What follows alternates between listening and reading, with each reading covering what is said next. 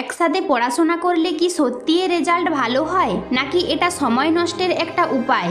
আজকে জানবো গ্রুপ স্টাডির আসল রহস্য আর কিভাবে এটি সবচেয়ে বেশি কাজে লাগানো যায়। এই ভিডিওতে শিখবে গ্রুপ স্টাডির সুবিধা, ভুলগুলো এড়ানোর কৌশল আর 5টি কার্যকর পদ্ধতি যা তোমার গ্রুপ স্টাডিকে 100% সফল করবে। প্রথমেই জানতে হবে গ্রুপ স্টাডি কেন দরকার।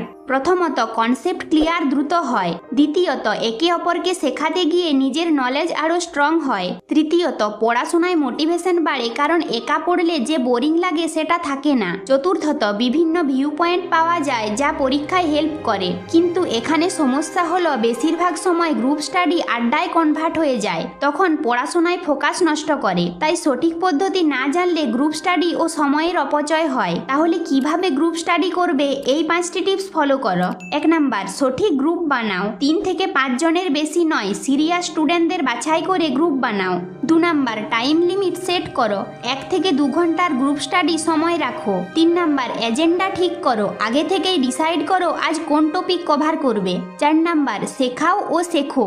একজন অন্যজনকে কনসেপ্ট বুঝিয়ে দাও এবং তার কাছে অন্য কনসেপ্ট বুঝে নাও। 5 নাম্বার, ডিসকাশন প্লাস কুইজ। পড়াশোনার টপিক শেষ হলে কুইজ নাও, মজাদার হবে আর মনে থাকবে বেশি দিন। তাহলে আজ থেকেই ফলো করো এই পদ্ধতিগুলো এবং দেখো গ্রুপ স্টাডি কিভাবে তোমার রেজাল্টে পার্থক্য আনে। ভিডিওটি ভালো লাগলে একটা লাইক দিয়ে বন্ধুদের সাথে শেয়ার করো আর এমনই টিপস পেতে সাবস্ক্রাইব করো ব্রেন IQ 2.0 কে।